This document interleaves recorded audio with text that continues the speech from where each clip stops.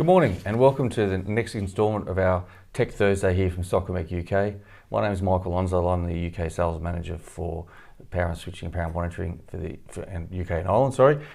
And I'm Richard Govier, the Technical Director for Socomec in UK. Good morning, everyone. So this is our last one for 2022. That exactly is not, Michael. We are having a recap questionnaire session in December. Oh, okay, so stay tuned for that. I didn't know about that. I don't get told these things. I'm just Need to know basis, Michael. Yeah, so I'm just a presenter. I don't get told these things. I just get told to turn up. So as you can see from the first slide here and what was on the whole screen, this is our 100th anniversary. We're coming to the end of our 100th anniversary year. We hope you've been involved in some of the activities. If not, then hopefully we'll see you before the end of the year. And then hopefully our 101st will be as good as the 100th. So, what are we talking about today? We're going to talk about how the basics of direct current management, okay? A lot of information around alternating current, but here we're going to talk about direct current. So, a reminder of AC/DC. Michael, we're not talking about the famous Australian rock band AC/DC. It's alternating and direct current. Okay, thanks. Sorry, Richard. Sorry. For those who didn't know, ACD is actually an Australian band. But anyway, that's just a minor thing. So, AC and DC, all right? AC means alternating current, obviously, and DC means direct current. So I'm sorry to preach to people who probably already know, but there is obviously a fundamental characteristic difference. Here you have the AC waveform going through the positive and negative and also going through the zero position, which is very important when we talk about disconnecting and switching off AC and DC loads. And here you have the DC voltage, which is at a constant rate. Okay. I think obviously the key point there, Michael, is in UK we all are common to understand 230 volts as the AC voltage. That's the RMS value. The peak is obviously higher. Yeah, correct. So then obviously you have the peak up here can be up at 325 volts. Okay, so as I said, remember about the crossing the zero position, and we'll talk about that around switch disconnecting. So a bit of a recap around switchgear standards, just to get a bit of context. Okay, you have various different rules under IEC 16947-1, -2, etc., etc.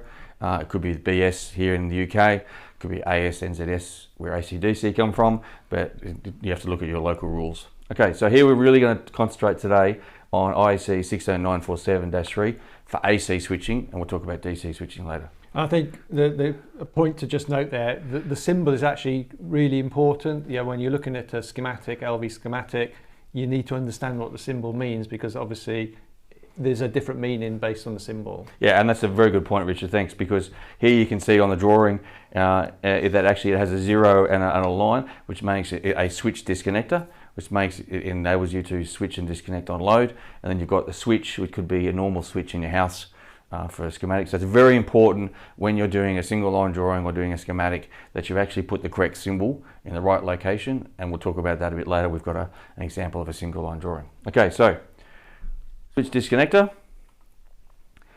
How do you define a load break switch or a switch? So the main points to be defined by obviously are the rating and voltage. Obviously, make sure you've got the right voltage and the right rating, current rating. The utilization category, which we'll talk about in a second. And one of the most important things is the short circuit withstand rating. And then you can make the choice depending on your product usage under normal conditions. So that's really the normal operation. So once again, you need to be careful, because the normal operation in one location may be 25 degrees, in another location it could be 45. So you need to make sure you choose the right switch for that normal operating condition, not what you think. The type of load it needs to switch and isolate, and then whereabouts in the topology it's installed in the installation, and that links back to the utilization category, which we'll talk about in a minute. Okay, so utilization categories, different levels. AC20, which is offload, making and breaking. So we really won't talk about that too much now, because we're not talking about breaking and making load under load here. So and then you've got different categories here: AC21, AC22, and AC23, depending on what sort of load you are switching. So AC23 is really categorized around highly inductive loads and motors. Contactors and things like that normally needs to be rated at AC23. And obviously, I know you mentioned it, but AC20 is not on that screen because it would be 0, 0.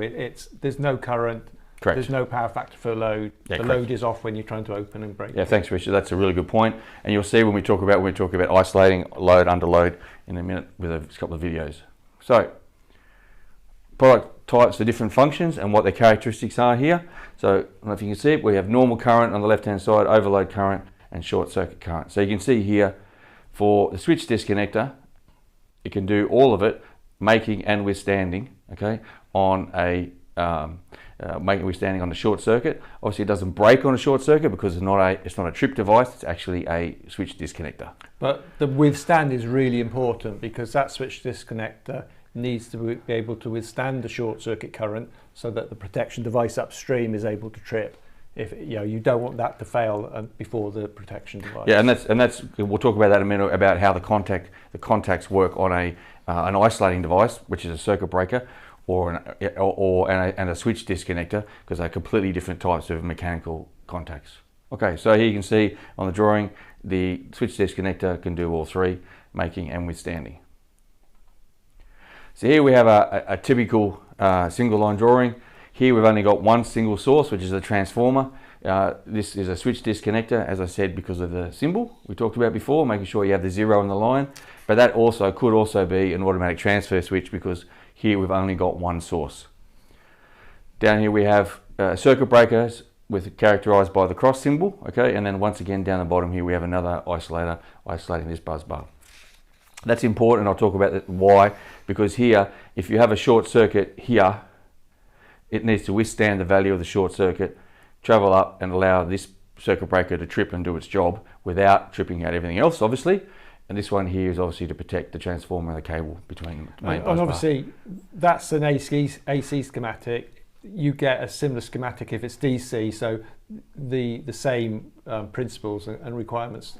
Yes, yes, it's just a simple drawing. It could be an AC or a DC, and as I said, this has only got one source, but it could be two sources with a generator, and we'll talk about that in a minute.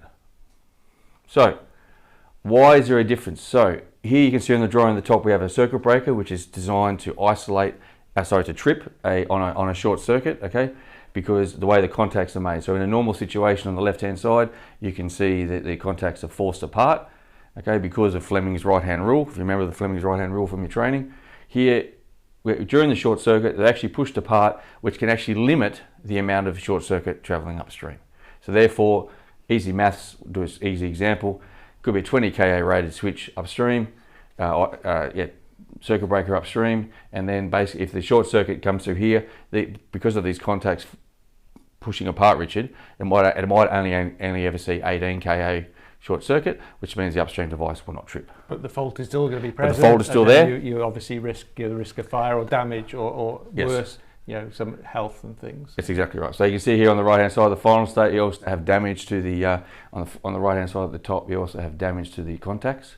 And then downstream, down the bottom here, we have the switch disconnector. And the way that the contacts are made is that actually they get forced closer together because of the way the contacts are designed. And therefore, it allows the full value of the short circuit to travel upstream and the upstream device to do its job. So that's why I mentioned the withstand rating of a switch disconnector is really key. It really is because it needs to be able to withstand and hold obviously without destroying itself or exploding. And we'll talk about that. We'll show you some pictures of that in a minute. So now we're looking at DC. Okay, so we're going to talk about DC now because just to give you a bit of context for the AC. So here we're going to show a video. So this is a video we took off YouTube. It's from Experiment Robert 33. It's a very good indication of the difference between an AC and DC switch. So here he's got the load on, we've got the source being fed by AC, and you can see on the right hand side of your video you have the elements lighting up, the resistive elements, and there's no arc or very little arc when he isolates and disconnects the AC. So now we move to DC, okay, same voltage, 220 on both sides, turns it on, the elements light up, and now he's going to go and try to cut this, so don't try this at home please. Okay, so you can see the arc and the damage to the contacts heating up. So while he's drawing the arc, Richard? The current is still flowing. Correct. So you've not broken the circuit, you risk serious damage to your equipment. Yeah, so we haven't extinguished the arc whatsoever, okay? And that's a huge difference between an AC switch and a DC switch because you need to extinguish the arc in a timely manner. So this is an AC isolating switch. So just to give you, once again, a bit of a reference point. So here we have the fixed contact, you have the arc chute chamber on the left-hand side here, which I'll show you in a minute, the moving contact, and then the arcing horn. Okay, so first position is the switch is on. Okay, and this is an AC switch, not a DC switch, it's an AC switch. So it basically, now we want to isolate it under load. This is under load conditions, so it could be AC 23, it could be AC 22, it doesn't really matter. So the switch moves, starts moving, creates an arc, which then goes up the arc chute chamber and is extinguished. Because also, don't forget, we have a zero position, so you don't have that voltage there all the time. Now, if I show you, do the same thing. So here's a photo of an AC switch being used on a DC application. So if you remember back to the video we showed you before where the arc was not being extinguished, here's a photo. Unfortunately, it's probably not super clear, but basically you can see that the flame's shooting out on the load and line side, trying to isolate a DC load, disconnected DC load when it's under. And the current is still flowing, the load is still active, that's just going to go one way, and that's it's going to be horrible. That's right. So damage a switch, damage a circuit, cause a fire. You know, most fires, if you remember back to some of our the BS8519, we talked about a lot of fires are actually caused by DC in the house and also in businesses. It can be, a charger for your scooters, those sort of things, because it's not actually extinguishing the arc, and that can cause a fire. So if that happens in your garage or in your house, then you have issues. Okay. So how do we manage a direct current arc? And it's obviously about managing the arc, because you want to isolate the switch and disconnect the switch under load. All right, we're not talking about off load, we're talking about under load here. You have an issue, you need to quickly turn it off. How do we do it? So here we have the internal workings of an ion assist direct current DC switch. It's patented, so be aware of that. Same things, fixed contact, arcing horn, the mobile contact, but in this case now we have a magnet, all right? And that's an important point and important distinguish between the design of an AC switch disconnect and a DC switch disconnect. Yeah, so that as you saw, we need to quench the arc. Unless we do something, that DC arc is going to just continue. That's exactly right. The current will still flow. So here we are in the on position, like we were during the same as the AC switch. Switch starts to disconnect. We have an arc like we did for the DC switch, the AC switch, before. And now the magnet then quenches the arc and pushes the arc away, and we have the load disconnected safely. Yeah, it draws the arc up into the arc chute, which obviously then causes it to extinguish. That's right. Very good. So that's an important difference between, and that's why we really emphasise using a DC switch for a DC application, not trying to use an AC switch. So here we're talking about, we have some more examples of the different voltages here. All right, so we've got 1,000 volts DC, we have a 1,500 volts DC. All right, so on the left-hand side, we have a 1,000 volt switch. You've got a positive and a negative side. All right, so you have to remember that when we're talking about DC switches, we don't talk about 3-phase and 4-phase. We're talking about how many poles we have and how many positive and negative poles, because that's what you have to isolate. Yeah, and on that diagram, we've got 1,000 volts. If we look at the left-hand side one, each pole is rated at 500 volts. You've got 2 poles in series, yes, which gives you the 1,000 volt capability. That's correct. Thanks, Richard. That's a good point. And here we've got a 1,500 volts, so you've got 3, okay, and we've got the 2 negatives connected together. Same thing, you have to be able to isolate those properly under load. And we'll show you some examples of how to do it properly in a minute. And obviously, sorry, Michael, so, just go back. Sorry, mate. The right-hand one, we're putting poles in parallel to increase the current rating. Yeah, so that's 1,000 volts, but obviously it's going to have more current capability than the one on the left. And obviously, withstand key. I know we keep mentioning this, but the withstand of a switch disconnector is really important. Yeah, we're talking at 10 kA there. Yep, very good. Okay, so that's without protection. So why are we talking about DC? And it's become more prevalent now because of obviously energy crisis and energy costs and things like that, and emissions. So your normal sources on the left-hand side, you can see, obviously nuclear, coal, gas, and oil that we all know about. All right, but obviously we've got a new range of DC sources coming into the grid. And obviously the main one you can see from the photo is a solar farm, which is very, very popular. But we also have fuel cells and batteries. Yeah, and obviously we're talking about sources there. There is a lot of DC applications, a lot you will already know about within a data center. You've got a load of batteries that you're going to have to isolate that's the same consideration It regarding is exactly right. selection of the switch. Yeah, so whether it's feeding a load or as a backup, it doesn't really matter. It's still a DC application. Yeah. So solar is obviously a one that everybody knows about, either on your roof or obviously as you drive down the motorway. So I'll give you a bit of a reminder about what the ISC standard is for photovoltaic or PV switches.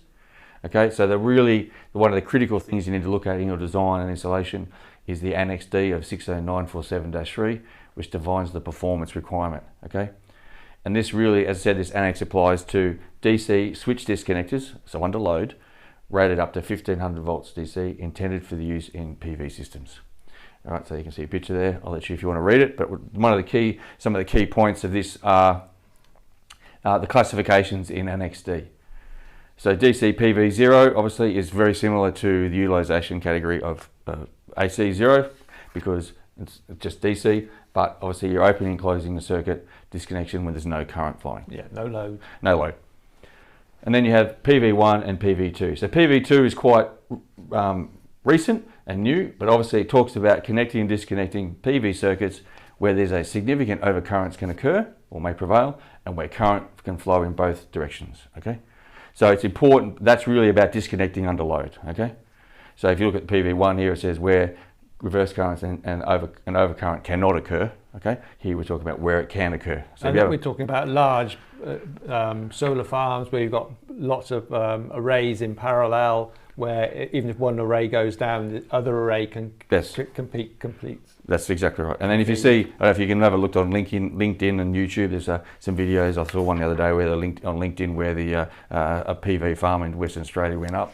It had no isolation, no ability to disconnect. So basically the whole farm was destroyed, including all the PV cells and all the arrays. Okay, so PV2, this is one we're going to focus on here because it's where you want to disconnect under load. So here you've got the chart, but basically the example we've got here is for a 400 amp switch, okay, could be 1500 volt. It's making and breaking. You need to make and break 5 operations. So under DC 21B, which you saw in the utilization category, it's 600 amps.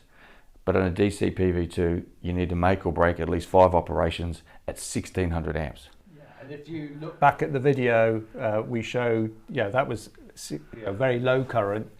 The arc you're going to see on 1600 amps is going to be significant. It is. I wouldn't want to be standing near it, that's for sure.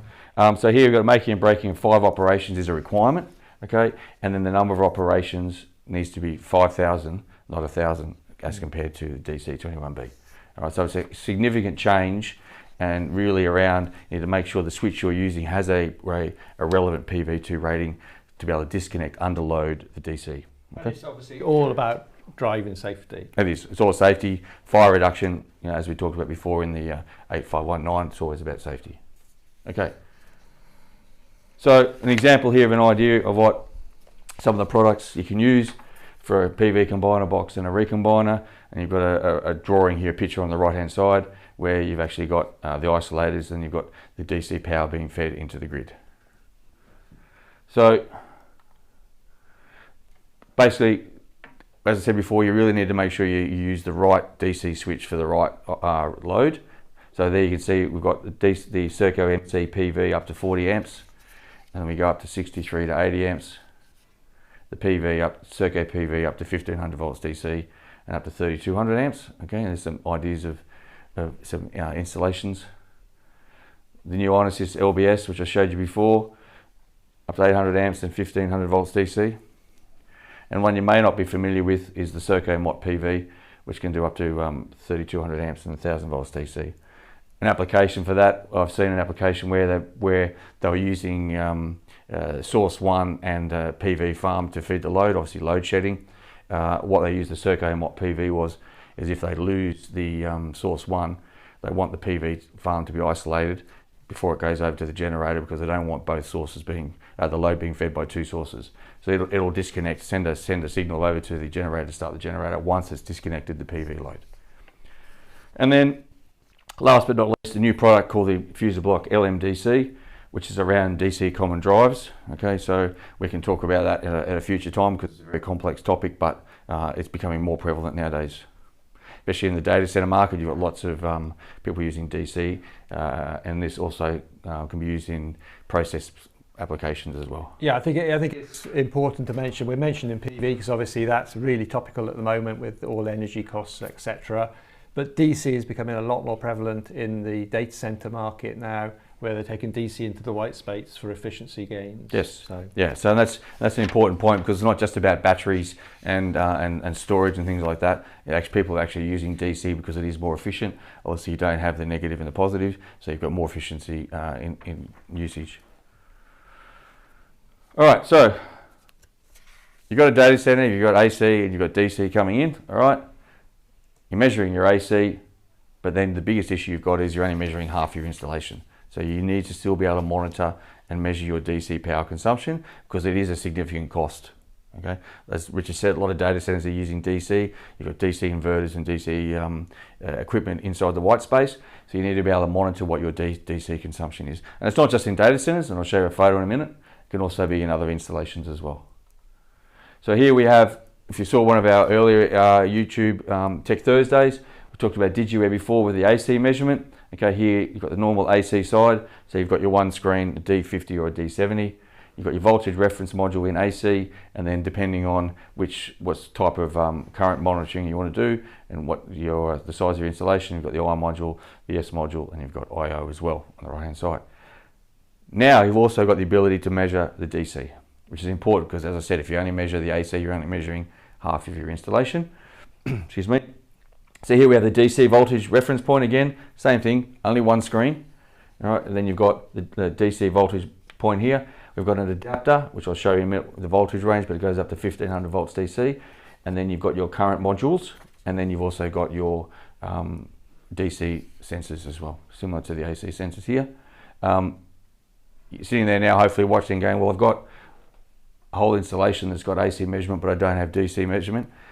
The good thing about DigiWare is we've actually got sensors and things like that you can retrofit. So even if you haven't got either, you can retrofit this whole system, both AC and DC, and residual current monitoring, which is important, which we've done, spoken about before, in the one system. So just in case people haven't seen all the Tech Thursdays that we've done, they are available to replay on the Socomec website. So if you're interested in DigiWare or RCM, please head over to the website and you'll be able to view them. Thanks, Richard. And it's good, as I said, it all can be retrofitted or it can be done as a new installation. And here's an example of a DC telecom. As I said before, it's not just data centers, it can be a telecom installation. And we should just say, Michael, that's partway through the installation. That's not as we would expect it to be left. Yeah, that's not finished yet, but it gives an example of the current sensors being used in the DC sensors being used in the DC, and then you've got the current modules on the other picture there, but obviously it's almost still finished, almost finished. All right, so to give you an idea of some of the Socomec DC offer, just because we talked about the DC switches, so now we talk about DC measurement as well. You've got the ISOM up to 49 PV, 48, and then you've got the ISOM DigiWare, okay, up to 480 volts AC and 480 volts DC. You've also got the DigiWare DC, which I said can be part of the AC or the DC, same screen, just different voltage reference module. The current module, which is an IDC, so if you've got an I30, I35 in AC, here you've got the IDC, which would be an I35 DC, okay? And then you've got the U module, which I said before, we can go up to 1500 volts DC. So that's a good point for 1500 volts DC, because if you do have a solar farm, which are quite prevalent nowadays, 1500 volts DC, and it's rated for 30 megawatts output, are you actually getting 30 megawatts of output? Without measuring the DC, you'll never know. You'll just get a notional value. It can also be used for storage and battery applications, because you can actually measure the charge and discharge. So for an example of a storage system, which we can talk, which you saw the YouTube Tech Thursday with Richard and Marcus Hugo last month, the storage, you can actually measure whether your batteries are discharging and recycling properly, and gives you a timeline of when you may need to change the batteries. So I hope you found this informative. We've only really just touched on the basics of DC and shown you how to make sure you safely disconnect and isolate under load. I'd like to thank you for your time. And yeah, we have got a couple of questions. Couple of questions, Richard. So a couple have been emailed into me actually. The first one here is, why is the withstand rating so important? Well, because as we said before about the contacts, you need to be able to hold the contacts together, because basically it allows the full value of the short circuit to travel upstream and allows the upstream device to do its job and tripped. Because remember, these are a switch disconnector, they're not a trip device. Okay, thank you. Another question just come in as well. Is the switch disconnector able to operate under normal load? Yes. Yes, it can. Yes, it can. Yes, it can under normal load. Sorry, I say yes. Sorry, it's a short answer, but yes, it is. It can operate under normal load. Yes. And that's so. Just to recap that. That's a difference between the different types of switches. That's correct. And the categorizations of them. Yes, it is. The switch disconnector is able to open the load. Yes, that's exactly right. Sorry, it was a very short answer, but yes, to give things quite, it's just short. Yes, yeah. Yes, it can. Another one. Does the automatic switch have the same characteristics? You mentioned the PV mod. Yes. So the Serco PV mod is a transfer switch, like the ATYSs in the Socomec range. They have effectively two switch disconnectors back to back, so it can actually isolate under load. So you can use it as an isolator as well as a transfer switch, and then it actually will fully isolate and disconnect, and also allow the full short circuit to travel upstream, and will also prevent both sources feeding the load, which obviously has some large short circuit characteristics implications. Okay, that's all I've got. Well, that's good. If you have any more questions, you can see on the email there. Contact us at info.uk@socomec.com and we'll come back to you. As I mentioned, we have a recap questionnaire session in December. So please, if you want to listen back to any of the questions that have been raised during the Tech Thursdays in 2022, please head over there and you'll get hopefully a recap. And as a thank you, because it obviously is Christmas, for taking the trouble to attend today's Tech Thursday, we'll be sending everyone a chocolate calendar. Advent calendar. Yes. So thank you very much. So thanks very much for your attending. We hope you've got something out of it, and we look forward to seeing you in 2023 after the recap. After the recap, Michael. Need to know, and yes. You know now. Yeah, I do know that. Thanks very much. So enjoy the rest of your day, and I hope you got something out of it. Thanks again.